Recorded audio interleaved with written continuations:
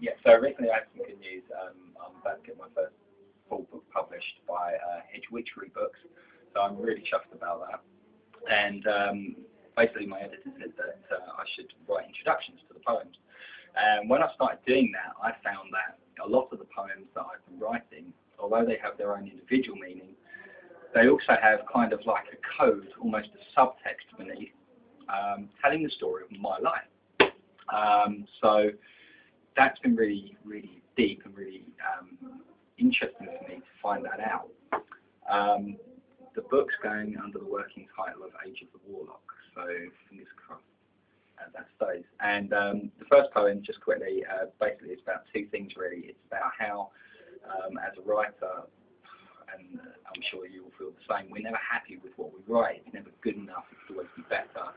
And I threw away a lot of my poems over the years, or just wrote them in pencil and just left them to decompose through time, and realise now that I've lost parts of my past that I will kind of never see again from that perspective. So anyway, this first poem is called I Am a Past. I am a past catching up to me, a pretense gone awry, for the thing that's catching up to me resides in my mind's eye. It's a fire burning under me, a letter-led charade, born from something wondrous, its knowledge once forbade. I stand on words battlefield, this whir of gunfire wrong that in the end stands to cover me in charge of written song. Generals by my shoulder blades flip bayonet from its sheath as the field now is covered long by my doubters' chattered teeth. I am a part catching up to me, a pretense gone awry, for the thing that's catching up to me resides in my mind's eye. It's a fire burning under me, a letter-led charade, born from something wondrous, and its bounty's measure stayed.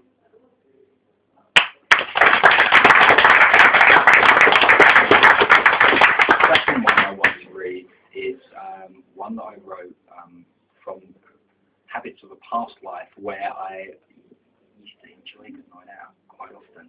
And I was at a Halloween party, and I was with some friends, and we had a bit to drink, as we always did, and laying on the table, fast asleep, surrounded by devils at this Halloween party, I began to ponder gods.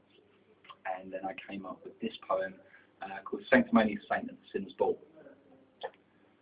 Sanctimonious Saint at the Sinner's Ball, and my tickets turn to dust, as tumultuous drum drowns the vodka and rum flowing over the bodies of lust. Through the rose-tinted scry of my twisted mind's eye stands a poet and beggar aghast, as the dwarfen brigade at a preaching charade are consumed in the fires of their past. Making way to the bar, I see hope from afar as I am passed by fashion's high thin. As she tilts back her head, her eyes roll up in red as thick the Monty garrots neck and limb. In a moment of shock, running demons amok in a last-ditch attempt at the door, a man stops me and threads, and what descends from his lips are the reasons, what whys and what fors. This place that we mar is living proof that you are, or the deepest desires yet to come. And if continuing on in this fashionable song, you will stay here, damned every one. Unknowingly eloped in the thoughts of my hope, he did not see the truth fly his way. And with fire in heart and courageous heart, I dispense my own song for display. Don't need to take that. The demon.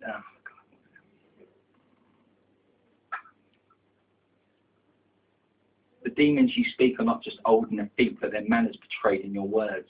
All the people I know this way fight to not go, for none of this can be real anyway.